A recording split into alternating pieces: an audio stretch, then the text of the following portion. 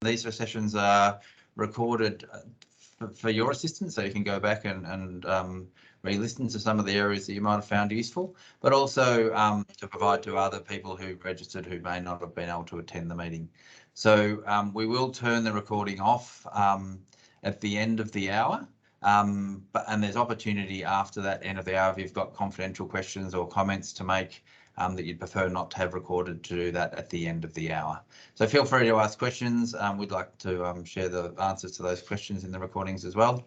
We're on an MS Teams platform, so you'll all be used to using the chat function to raise questions. When we do get to the question stage, just put your hand up or ask in the chat. Just mention that you've got a question, so we can unmute your mic and you can ask that question at the end of the session. Before we go any further, though, I would like to, in the spirit of reconciliation, begin today's webinar by acknowledging the Wurundjeri people of the Kulin Nation, which are the traditional custodians of the land where we're conducting our webinar today, but also to all Australian and Torres Strait Islander people from different parts of Australia where you're all participating from. We recognise the continuation of the cultural, spiritual and educational connection that Aboriginal and Torres Strait Islander peoples have with their lands, and we'd like to pay our respects to their elders past and present and extend those respects to any Aboriginal and Torres Strait Islander people who are with us on the webinar today. Okay, so without further ado, I'd like to introduce you to Wayne Westcott. Wayne is the CEO of Greenfleet. And Wayne will tell you a lot more about Greenfleet, but Greenfleet are a 25-year-old producer of carbon offsets, which would make them one of the oldest offset producers in Australia, if not the world, I'd imagine. In addition to carbon sequestration, Greenfleet has clear objectives, as we all do, to restore ecosystems and contribute to our Aboriginal and Torres Strait Islander reconciliation in Australia. Wayne has led not-for-profit organisations working in local and state governments and as a consultant in telecommunications and environmental management. In fact, I first met Wayne probably almost 25 years ago now, when I first started in my environmental career in local government. So Wayne is a real foundation stone of environmental management and activity in Australia. He's trained individuals and organisations across Australia and internationally on major sustainability programs and spoken extensively at conferences in Australia and internationally. So I'd like to hand you over to Wayne. I'll stop sharing my screen and please welcome Wayne Westcott. Thank you, Richard. So you're going to keep that slide on, are you? Or you? No, okay. No, hopefully it's gone.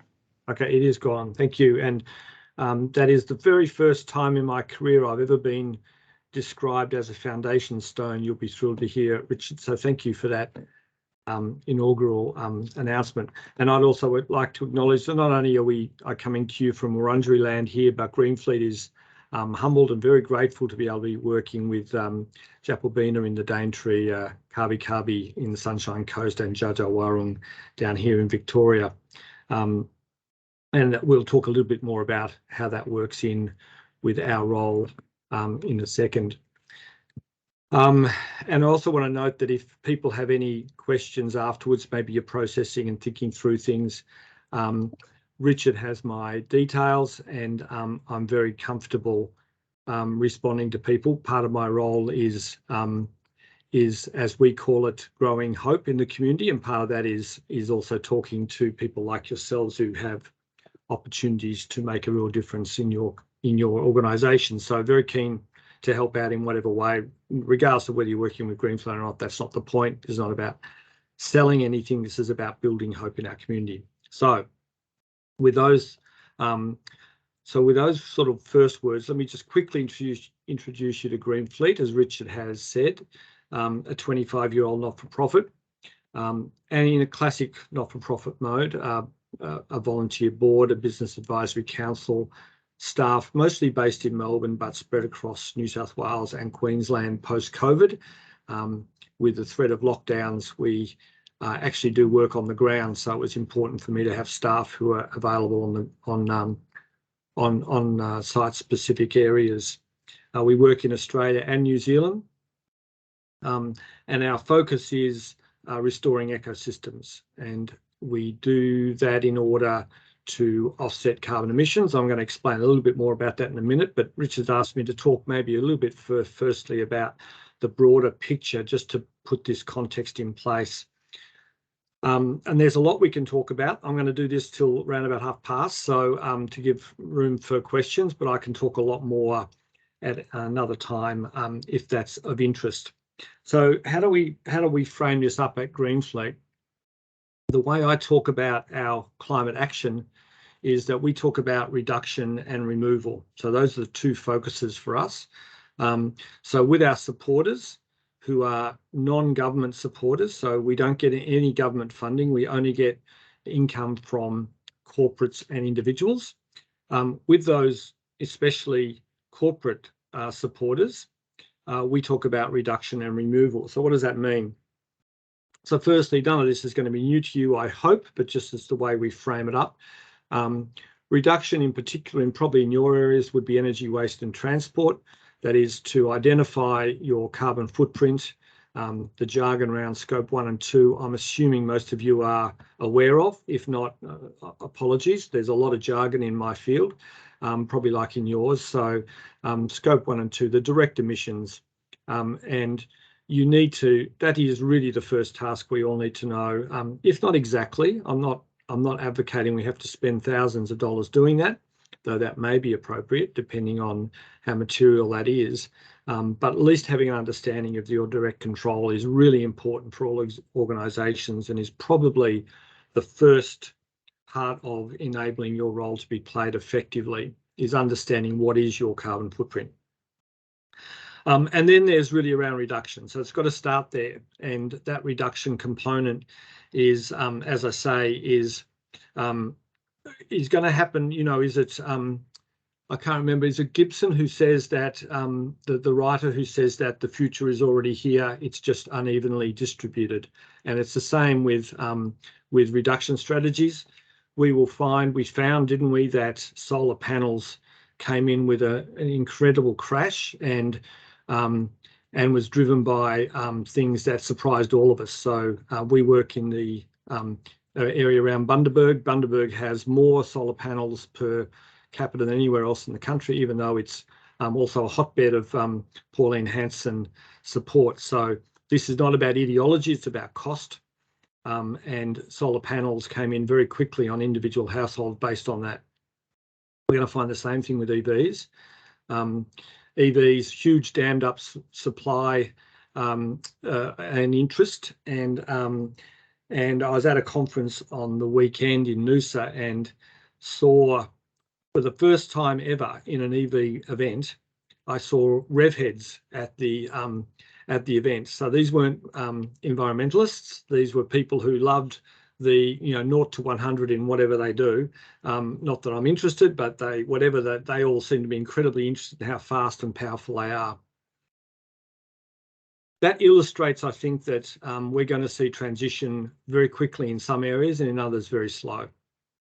And we all know it's going to take some time. I think the current energy crisis is demonstrating it's going to take some time to transfer to the large-scale renewables we're all wanting, simply because of the legacy investments and the difficulty of extracting ourselves from coal and gas. I'm happy to talk about that separately. You're probably wondering what's an offset group focusing on this for?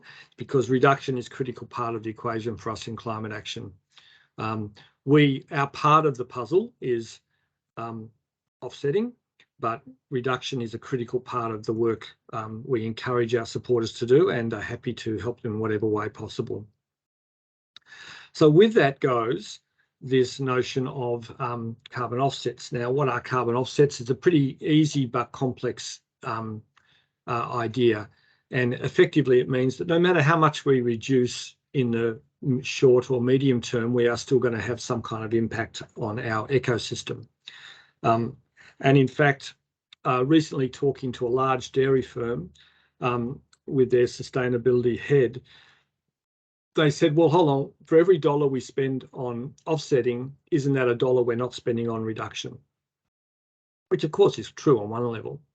But the other side is that if you don't if you don't look at some kind of offsetting process now, we will be continuing to emit through the next at least 10, if not many more years ahead of us, and creating more difficulty in pulling it back to the sorts of levels we need to be getting to, which again we can go into if you're interested. So the offsetting process, very important for us as a transition strategy. And I want to make, there are two types of offsets, and there are two ways to look at these offsets. So bear with me if this gets a little bit complicated. Come back to me, because I think it's a really important thing to remember. So firstly, there are carbon offsets that avoid future concerns. This is things like avoided deforestation. So this would be purchasing a hectare of land in the Amazon and paying local communities to protect that land rather than having it chopped down. That's avoidance of continuing emissions. And, you know, there's a whole range of different things to do with that, much of which in Australia can be done through reductions rather than avoidance. And then there's removals, which is what we do, which is actually sequestering carbon in trees and taking it out of the ecosystem. And so that's an important distinction, because and I'll talk about why that's important in a second, but it's very important for us because it puts us in a particular position in relation to offsets. Offsets are also both in in our country, we have regulated and voluntary markets. You're probably all familiar with the term ACCU or ACCU, which is Australian Carbon Credit Unit. That is our localised version of essentially standards as to how people who are buying offsets feel that they are getting what they are supposed to be purchasing. And we might want to talk about this a bit in the questions, because there's a lot of different things to discuss here. But ACCUs, of course, are underpinning the work that's done through the Emission Reduction Fund, or ERF. Apologies for the acronyms. And under the Emissions Reduction Fund, ACCUs are the, if you like, the currency. They accord to, though, there's multiple complications, the way they relate to gold standard, Vera, and other standards globally. And there will be more standards over the coming years, no doubt. But in the regulated market, it's effectively what we're really talking about is a monetised unit, a carbon credit that has been created that can be traded in some circumstances. Again, we'll talk more about what that might mean for the sort of work that we do. We have done some of that in the past, but not much. Our focus is the voluntary market. And our focus is the voluntary market for a couple of reasons. But in particular, our focus is on maximising that removal rather than focusing on the dollar per tonne cost. Offsets are an issue, and I want to raise this early because so here we have reduction, and then so carbon reduction. We have offsets, between which we now have removals and avoidance. And there's been, since COP26 last year, there's been significant discussion, appropriately, both globally and in our country, around carbon offsetting.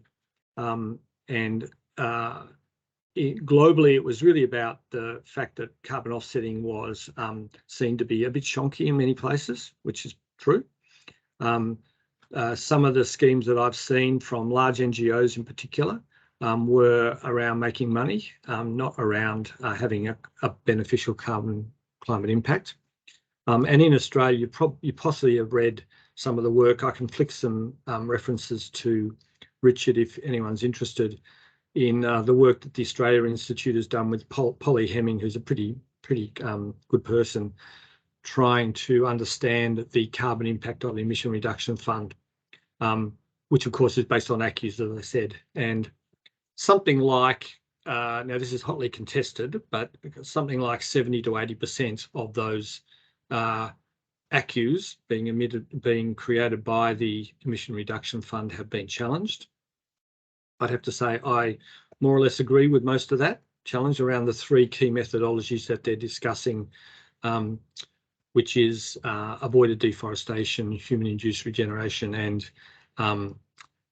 methane from landfills. And I won't go into the details of all that. Happy to talk to you offline or after. But what that's meant, I think, for our community is a widespread scepticism or potentially even cynicism about carbon offsetting. And I think scepticism is not a bad approach for most of us to have in schemes like in things like this. Cynicism, I think, becomes a bit more difficult. So there are still good reasons why we can where we can offset. There's still good reasons to use ACCUs indeed, but we have to be clever about how we execute. We need to be careful about not getting caught up in the what I would see effectively as greenwash. Why has that happened? There's a lot of money flooded into my sector, and that's been driven more or less by price. So to give you an idea, you could buy overseas climate active accredited carbon credits. So Climate Active is the government program that certifies carbon neutrality. I'm sure many of you have been involved in that. You could buy those climate active carbon accredited carbon credits for between $1 to $2 2 years ago. $1 to $2, mostly in India and China, some in Thailand, Vietnam, etc. They're now running at around about $10 to $15. It dropped back a little bit lately, but around about $10 to $15, driven largely by enormous hoovering up of the cheap credits. This is a supply and demand market, pretty straightforward, classic capitalism.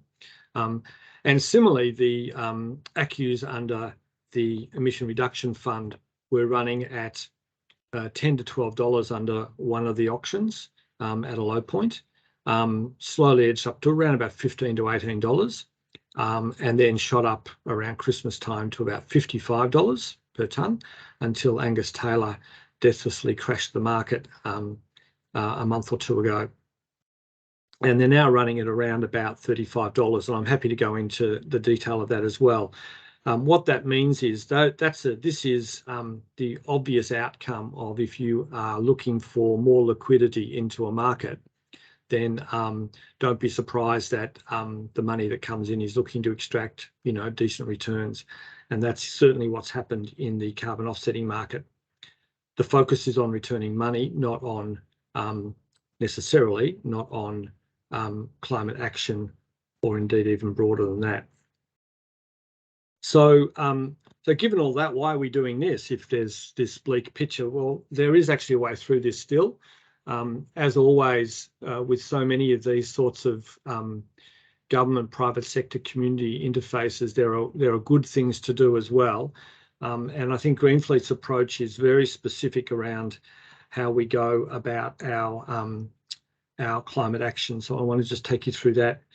So firstly, so Greenfleet's different in that we don't do carbon credits. Typically, we have done and we may do in the future. But our focus is on carbon offsets in the future. So our supporters, which range from large supporters like Telstra through to, the local plumber that you might have down the road who wants to offset a ute, typically our supporters want us to go and plant new forests. So another way of looking at carbon credits is that they are work that has been done in the past. They've been audited and they've been packaged up, and that's all good, and then sold on the marketplace. And so if that person who wanted to offset a utility goes and buys his, whatever it would be, 5 tonnes probably of carbon, then they would know that that's been sequestered in the last probably 5 years. The trouble is that becomes a tradable, commoditized entity, and therefore subject to speculation, which is what's happening right now, and massive profit taking. And that undermines the rationale for doing it, because whenever there's a lot of money involved, whether it be, government insulation programs years ago, you've always got people who are in there for the quick dollars. Greenfleet's in here is a not-for-profit that will be here for the rest of the century. So we think very long-term. We're not interested in short-term gains. We have our pricing. Remember, I talked about the different pricing structures from a couple of dollars a few years ago through to now around $35 in ACCUs, so climate active, and then ACCUs. Greenfleet's been steady at $15 throughout that time. We now charge $18 a tonne because there's no, that's totally transparent. That's the cost of actually doing the work on the ground. It's not a floating price relating to supply and demand. So what do we actually do? We plant native forests. So we get seed collected locally. We work with local nurseries. We have local contractors that prepare the site, for which there's a lot of work to prepare a site properly, and then to plant the site, to monitor it both with boots on the ground and with satellite mapping and so on. All of that takes a lot of time and energy. It's very easy to plant a tree. Probably all of us plant trees in our backyard every now and then. Planting a tree is really only one very small part of the movie. There's a lot of work before and after to ensure the sort of survival rates we're wanting to get, and at the sort of scale we're talking, with planting something like anywhere up to 500 hectares a year, and have been doing that for a long time, which can translate to around about 500,000 tonnes being sequestered by our forests. How do you know as a supporter that those forests are going to be there?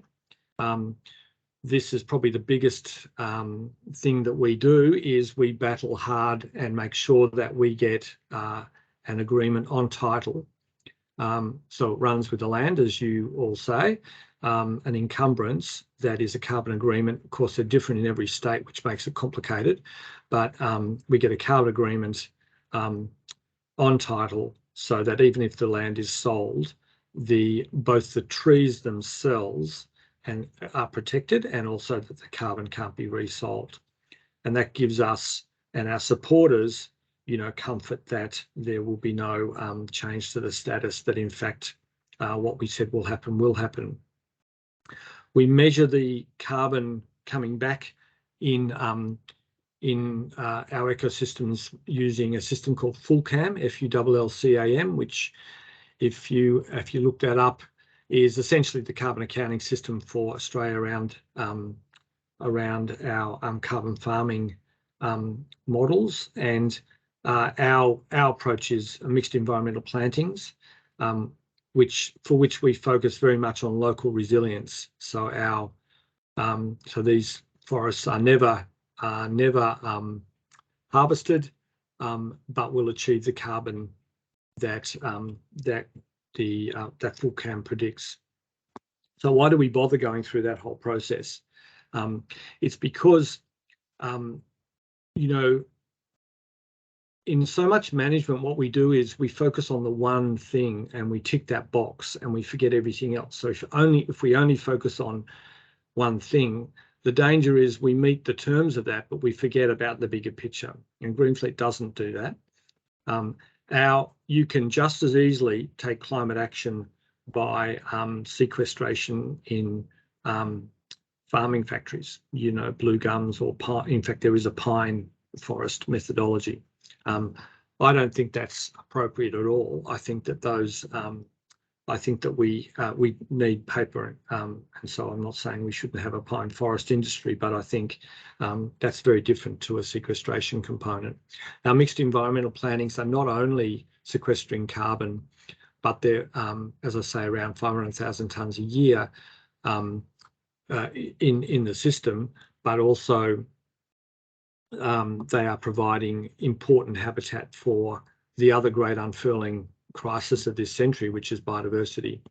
So so biodiversity is something which is both under attack through our relentless expansion, and of course climate change itself. So by creating habitat, and there's some very interesting arguments about what kind of habitat we should be recreating, which is an interesting debate.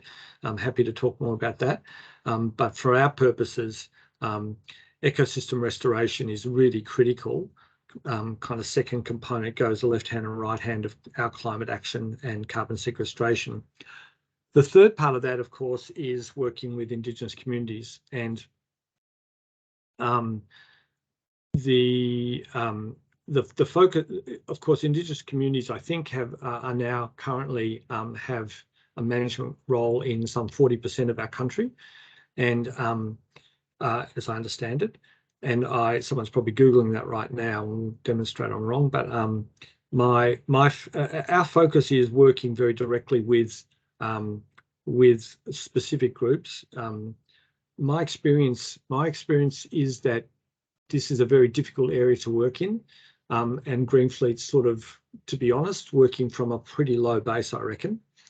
We haven't done much in the past, so we've been on a real learning journey for the last couple of years. I know that's a cliche, but it's really true for us, and we've tried to sort of humbly understand what could our role be.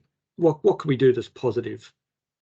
We're not going to change the world tomorrow by ourselves, but we can play our part. So in this case, and I'll use an exemplar project to sort of work through how we've doing it so far, is in Noosa, in the Sunshine Coast, where we are planting up 1,100 hectares. So that's new koala habitat. So as you all know, now a threatened species, and that is signifying the movement from a conservation movement to a restoration movement. So we need to have organisations conserving environments, and that's not Greenfleet, that's other organisations. Good on them, let them keep doing that and working, putting them into national parks and so forth, but also working with private sector organisations and the rest. What we do is probably, I think, the big growth industry this century, which is going to be restoration. Smart restoration, using shelter belts, integrated with agricultural systems and all the rest. So in Noosa, 1,100 hectares that we're replanting after a pine forest was put in there in the 70s, which clear-felled the native forest. We're restoring the native forest. So there's another interesting way that economic systems are changing to be able to justify that. Secondly, we've got the carbon sequestration. There'll be about 700,000 tonnes will be sequestered by this growing forest the rest of the century, which is a fantastic thing. So that's actual carbon being removed. And then thirdly, where last year I signed an Indigenous Land Use Agreement, or ILUA, with Kabi Kabi on Sunshine Coast, which is a legally enforceable agreement. Mostly it's mining companies that do this sort of thing, but we had an opportunity to work with them, and it's not one way, you know, there's enormous benefits for Kabi Kabi jobs that are being created working with the local land care on our site, which has its own difficulties because getting accommodation in Sunshine Coast is very difficult. So, you know, there's always an extra complication to these things, but also some direct resources to Kabi Kabi to do what they want to do, which is essentially become independent in government. And I think that's a fabulous goal for them. And, you know, that's their goal, not ours. And if we can enable that, or if we can help that along the track, then great. So that's a project that really brings an example of bringing these three areas together of carbon sequestration, ecosystem restoration, and Indigenous reconciliation. Now, why do I go into the detail of all that? I think is a couple of things, regardless of whether you're ever going to work with Greenfleet on this. There are opportunities, and great opportunities at the moment, for us to be much more creative about the way we fund our sustainability. The country needs, you know, and maybe post-COVID, who knows, you know, with the Ukrainian war, God knows if Trump gets in 24, you know, there's lots of potential setbacks on the global sphere. But with the change of government, I think there's an opportunity in Australia now to push things along a little bit. And we're not going to wait for government, but I think this is the opportunity for groups like this to use the fact that I think the times suit us at the moment. I've had lots of conversations with many senior players and boards wanting to wanting to think about how their own legacy will last. And I'm not sure what it is about COVID that did this, but for some reason there was a more introspective kind of approach that a lot of my supporters have come back to me, and I've had conversations I've not had at all for years with them. So I guess in closing and getting ready for any questions that you may have, I think the whole area of climate action is going to be, the big thing this decade. And I think all of you can ponder your own role and how you can work with your own organisation in taking climate action. The reduction component is critical for multiple other reasons other than what I've described, but reduction is really important, at least planning to, at least being able to manage your energy straight away, to partner reducing waste probably, and to plan for moving to low emission transport systems, and then also thinking about your role around offsetting and focusing in particular firstly on removals where that's possible. Fantastic. That's it. The re-emergence of Richard makes me think that I've probably done my dash. It's 25 to, so ready for questions, Richard. Thank you, Wayne. Thanks very much for that. It was really really illuminating, and it does it really did highlight for me a lot of things that I don't fully understand, and even after that conversation really just kind of increased the list of things for me to kind of learn about and get to know. And we can start that with questions. So feel free, as if you have a question for Wayne, if you can just in the chat just put your hand up, or just write a quick message in the chat that you'd like to ask a question, and Kelvin will unmute you so you can ask a question, and he might take over a role of organising that. But just while you guys get your questions onto the chat bots, just got a couple of things that occurred to me. The first one is in terms of timing. So a lot of law firms are already kind of down the track in terms of managing their greenhouse gas emissions and their energy use and those sorts of things, but some are just starting, so there's a whole lot of people. Is there, when should firms be starting? Because offsets is kind of only part and parcel of the picture of a net zero strategy, for example. When should they be starting to think, okay, now is the time to start bringing in some offsets, and now is the time to, I've done other things. Is there an ideal time, or is it depends? Do you have any? Look, my sort of general, it's a little bit specific to organisations because the context, the political context of what's going on in your own organisations. But so my advice would be this: firstly, that it's that you need to know your impact, your direct impact, and the material levers you have, because often that won't. If it's not material, don't bother with it at this stage. But where's the big opportunity? We're doing analog thumbs up now, are we? Okay, you're getting a cup of tea. I can clearly see that. So I think the first step is to understand your offset, your carbon footprint. Secondly, put into place the plan. Now you ask, when should offsets occur? The reality is that most organisations can't immediately reduce. That's just the brutal reality of it. I know we may think it should be otherwise, but it isn't. So if you've got a fleet of 50 cars, you're not going to be able to transfer that fleet over. It's going to take you a 3-year rolling period to do that in any reasonable way. And secondly, if you, we can't all put solar panels on factory tops or indeed in our own households. So having that plan is the first thing. The reason why offsets are useful is because it means that you can start constructing the stories about carbon removal straight away. So it can excite people. So a lot of our supporters, so this is another way of framing it for each of you individually in your own organisations. Think of where the business value is for this climate action. And I don't think you have shareholders in your groups, do you, Richard? Is that correct? Most firms are run as partnerships and firms, but there are legal organisations that are public companies as well. Okay.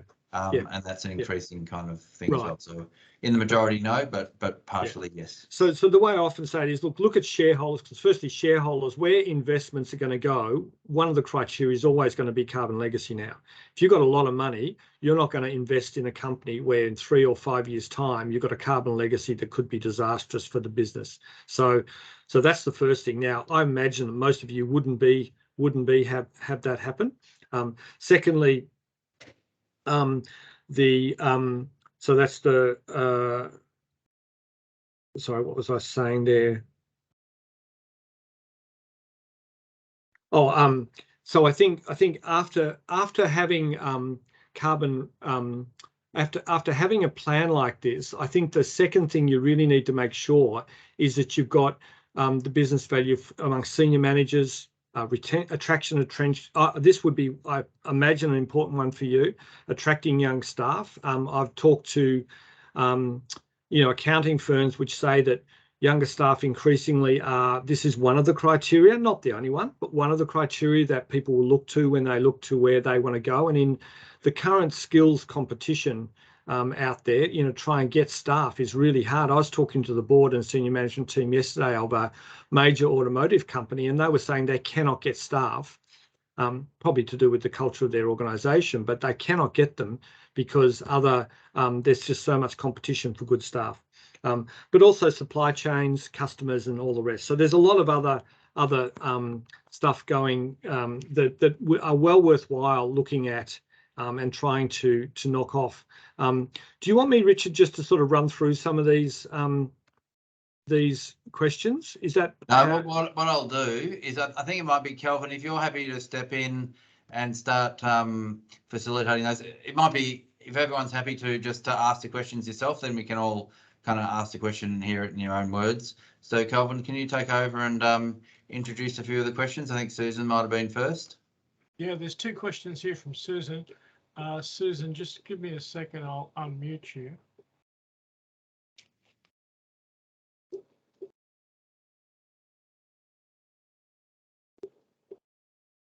Okay, Susan, you're unmuted.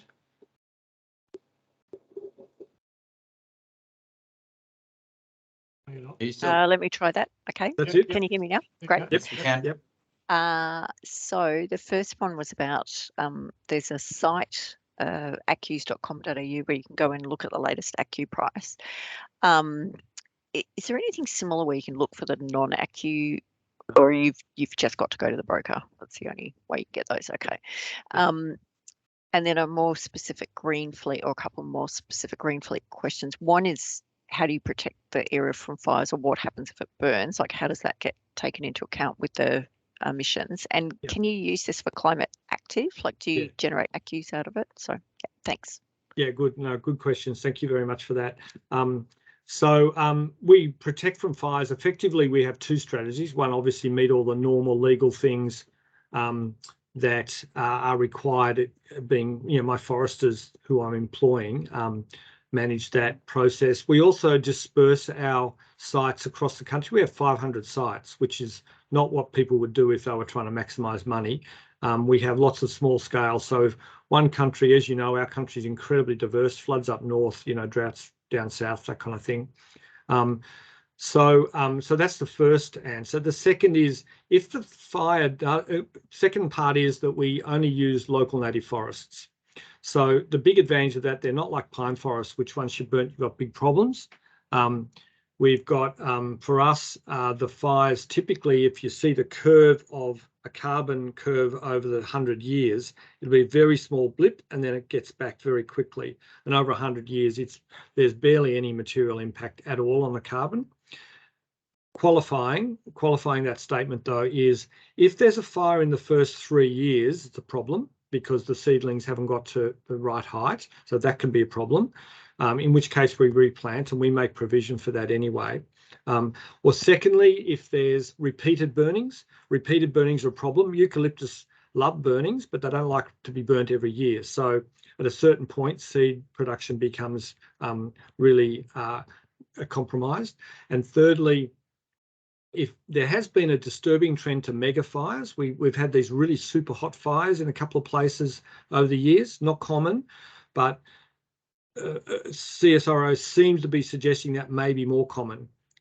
So super hot fires wipe out everything and make it very difficult for the trees to recover. So a bit of a watching brief on that. At this stage, not over 25 years, we've been fine. But I think, Susan, your question picks up that over the coming century, what's going to happen? The debate within Greenflint is really very much also around adaptation of forests themselves. So we've now been doing a process where, with bush heritage in the middle of Victoria, we've been using seed from about 150 kilometres north of us, because we all know that essentially the climate's dropped coming down south here in Melbourne. And so we think that we're testing whether that means that we will have a more resilient forest. Still lots of debate and discussion around all of that yet. Does that make sense? Yeah, 100%. That's great. Oh, sorry. Climate Active was the other one. Yes. Climate Active. Thanks. Sorry, apologise. Yes, we are not Climate Active. And I know this is an interesting point. So firstly, we have done ACCUs in the past, but for some of the speculative reasons I've discussed, we don't do ACCUs at the moment. We we are ourselves a Climate Active organisation, and we are talking to Climate Active about becoming accredited. We're a pretty unusual group for them because they have ACCUs, they accredit ACCUs, as you probably know, and also overseas standards, Vera and Gold Standard in particular. Around Climate Active, the argument we're making, we're being supported by lots of strong, great organisations, large ones like GPT and Coles and Suncorp and so on, who are all saying this makes sense, is essentially that if you invest in 2022 and can demonstrate that investment in the work we're doing, our work is audited by Pitcher Partners and by EY, sorry, that not Richard, but another part of EY, then there's the opportunity to for you to have a deeming process, a deem and true up process, which is the same methodology as you use in methane in landfills. So this is not an outrageous thing, but it's different to a normal carbon credit, which is, as I say, past effort that's been audited. We're hopeful we'll do that this year. And if we do, I think it'll be happy days, because I think that'll be good for ecosystem restoration. We'll get a big kick along, because I think that'll mean that us and other organisations, we're not in this for ourselves. This is a general sectoral thing of ecosystem work takes a lot longer. And the sort of work we do, we're not talking, fencing out cattle or changing a few titles, or indeed even just destocking a little bit. We're talking about actual planting in the ground. Takes a lot longer for it to mature. Excuse me. Great. Thank you so much. Thank you, Susan. Thanks. The next question's Mirelle Walton. Your mic's enabled. If you can just unmute yourself, you'll be fine. Hello. Hi, Ryan. Thanks for this. Has been great. It's been really interesting. I'm not sure so much that I've got to go back. When you were talking about purchasing offsets from India and Thailand, that's the first that it had come. That had sort of that I'd heard that is what had been occurring. So, which I find really disappointing when there's obviously opportunities within our own country to be, setting up programs which would do locally and improve our environment. What is it that India and Thailand themselves are doing that would actually warrant, or warrant people buying carbon credits from them? Right? Look, makes sense. What are their programs? Yeah, look. I think, in general, so this has come really from the sort of essential ecological point of view, which is a ton of carbon saved across the planet. Doesn't care whether it's Thailand or Australia. It's a ton of carbon saved. Okay, so that's the sort of underlying principle, if you like, of why this was allowed. There are a whole lot of politics around the development of the Kyoto Protocol and the targets for developed countries and the use of developing countries as means to sequester carbon cheaply or offset carbon cheaply. There's a whole political history to this. Is it Morel or Muriel? Murray. Murray. Yeah. My sister's a Muriel. You just totally throw me off every time. Murray. So I think, so firstly, and I think all of us would recognise that we have I don't certainly have any problem in investing overseas.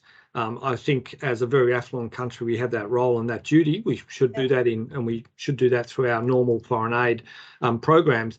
The issue here is, I think that the transparency is a little bit awkward and difficult. Now, you know, I sort of step through this carefully because I don't want to be critical of other groups too much. I mean, I think within Australia we can be justifiably critical because we have data resources and approaches, and they're simply being ignored in some places. Overseas that may not be the case, but I think it'd be fair to say that ideally we can avoid that. Now I have to say, because it's a bit of a follow-up to Susan's question, we have a lot of companies like Sydney Opera House, Taronga Zoo and others who do actually do work with us on the basis that we staple a climate active, what we feel is a credible climate active overseas carbon credit to our green fleet offset. Because we're only $18, that still gets less than an ACCU, and our organisations then can tick the box for climate active. And it is a tick in the box, but they have a story they can tell about the work we do, which is what they want. They want to, as Murray, as you're saying, most organisations want to talk about what's happening in Australia. I don't want to stoke our parochialism, but I think post-COVID, everyone's getting fairly wary of global supply chains and people want to see stuff locally. Yeah, that was going to be my next comment, is that there's that additional layer of complexity if it's in India and Thailand in terms of modern slavery, the supply chain, living wages, all of that. And I guess we, you know, how do we actually know that what we are intending is actually being laid out over there? I have a real problem. I know at the moment, you know, I have to say I'm ringing the bells a little bit on, as you may or may not know, the Australian government's exploring using the Pacific area, looking at offsetting mechanisms. Now, you know, theoretically, you could say this is a good thing, right? Investment going into reforestation through the region. It's not going to be the way it's going to work. No. I feel like it's almost a neo-colonialist thing, and I know that sounds horrible, and I appreciate there's probably really good people trying to do this as well. But what I'm seeing is not good stuff. And I think, you know, we have more than enough to do here without getting ourselves caught up in cheaper schemes overseas. The bottom line is it's cheaper to do reforestation overseas than it is in Australia. That's why people do it. But we also do it. You know, the reality is planting trees is not cheap, but it's certainly not as expensive as trying to mop up the impacts of climate change down the track. Yeah. Great. Thank you. Thank you. Toby, your microphone's enabled if you just want to unmute yourself. Hi, can you all hear me? Yes, we can hear you, Toby. So my question is around the fact that, from what I gather, trees, plants, shrubs don't start storing or sequestering carbon for a few years. That's so correct. Then how do you, first of all, measure the carbon that you're assuming that they're going to be offsetting into the future if you're planting them as seedlings? That's the first question.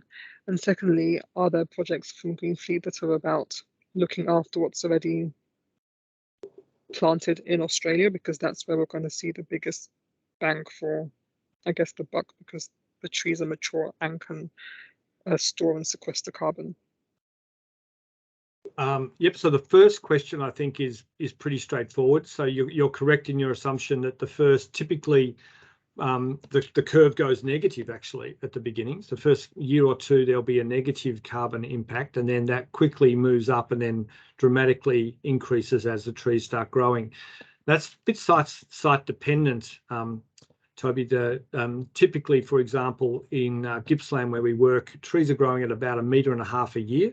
So after 3 years, you've got, you know, very significant forest growing. Canopy cover, which is the thing we're wanting to get to, can be happening within 5 years, which is very fast. In other parts of the country, it doesn't happen that quickly. So you say, how do we protect that vegetation?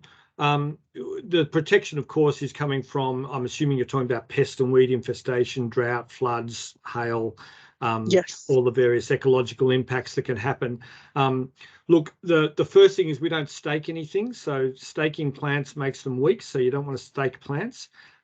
Secondly, we do all sorts of ways. There are lots, I won't go into all of them, but happy, Toby, to talk to you offline about the ways we protect against browsers, which are probably the main threat, you know, browsers that come in and destroy or eat the trees. And of course, we exclude all cattle, which are obviously the thing that will eat up everything if we leave them in.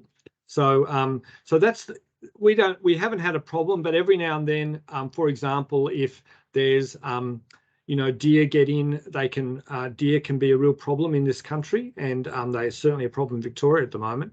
So and we have used a deer shooter in the past to protect one of our properties, which is a pretty controversial one, but our board seemed to be very comfortable with that. They were comfortable because we arranged to have when he hasn't shot too many, but when they do, they actually have an on-site butchery. Would you believe? So how's that? It's a pretty incredible concept. Yeah, that's cool. But you know, and this is part of what land management is all about. It's not all straightforward. What was your second question actually asking me? So it was more around the idea that trees in the ground are carbon storage, like powerhouses. Yeah. So are there projects in Greenfleet which are around keeping the trees already? Yeah. So like, I know we don't have a lot of public land available. Like, do you go to private lands and try and get them to keep their trees, that kind of thing? Yeah, good. Okay, so good question. No, we don't do that. That's the role of groups like Bush Heritage or Trust for Nature. They work on conservation of existing forests. Good on them. That's their focus. We're really good at growing forests.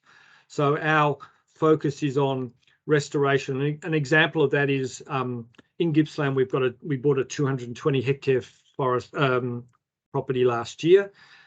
We're restoring about half of that, and we've put a young family farming on the rest of this property, on a little house, and they are farming the rest of the farm in a regenerative way. So the intent here is to try and get the local community to understand that we can protect the ecosystem, the steep parts of Gippsland that should never have been cleared that are causing major erosion problems.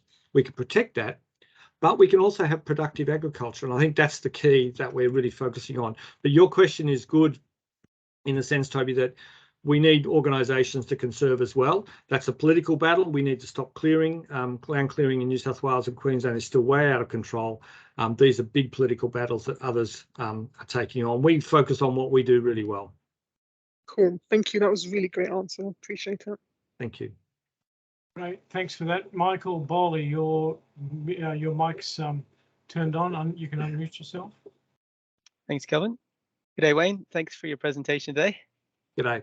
Hey, just a quick one around partnerships and successful partnerships in your experience. And the question I put in there is really around capability, and native forests might be something that you guys do and specialize in-house, but I was just keen to understand a few examples of where you've successfully partnered with other organizations to increase the impact of what you do.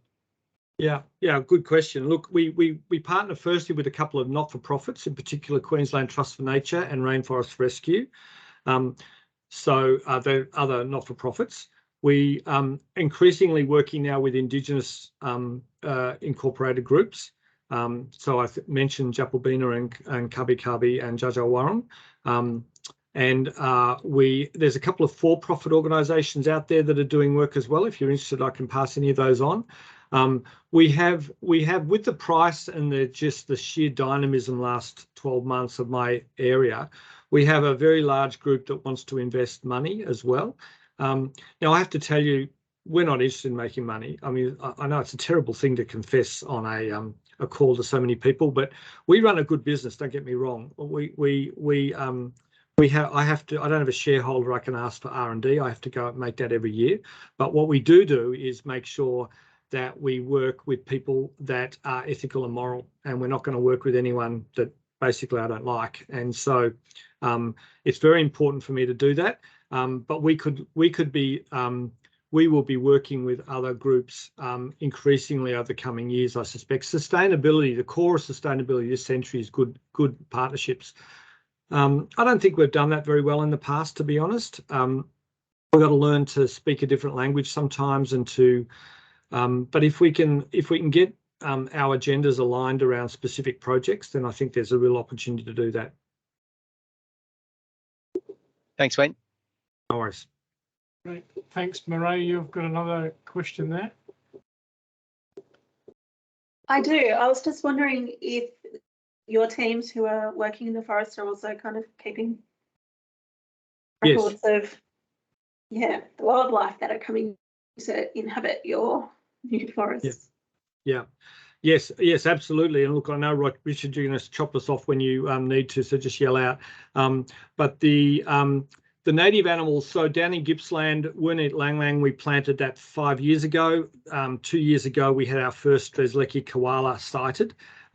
We've been doing bird surveys and moth surveys, both indicator species that we can generate. I have to say, we're not doing it terribly well yet. It's hard because it's very costly, and it's a very long-term process. But we will be doing it certainly at Noosa, where we know that we will get koalas back quickly. And the reality is, I know this might sound terribly opportunistic, Murray, but koalas are a really important species for our country. People care about koalas. They probably don't care so much about some of the many other endangered species in our country. So we'll be making sure that we're making that available to others as well. So I think that one of, I guess, the ways our own organisations can probably help support Greenfleet potentially is through like volunteer groups. So I live in the Dandenong Ranges in Victoria, and there's a live survey group. I don't know if you know about them. They're fantastic. And they do counts, and they've had one last week, and there's 2 more counts coming up in the next month. So maybe that's, something that we could kind of partner or review together, an idea at least that we can kind of start investigating potentially. Lovely. Look, please contact me afterwards. I know Richard's about to jump us off, but please, any of you who have any good ideas we didn't get to, you've got my details. Please connect with me and I'll follow that up. We just have another couple of questions from Susan. Susan, you can turn your mic on. I think, wait a sec. I think Richard. Sorry, Calvin, just before you before we continue the question, I might just draw to a close the formal part of the meeting and stop the recording. Wayne, have you still got another 10 or 15 minutes to stay on the line? So everyone, if you've got questions and you're enjoying the conversation, please hang on. But I'm just going to stop the recording so people can feel free if they've got more confidential questions or feel more relaxed asking questions without that in place. I also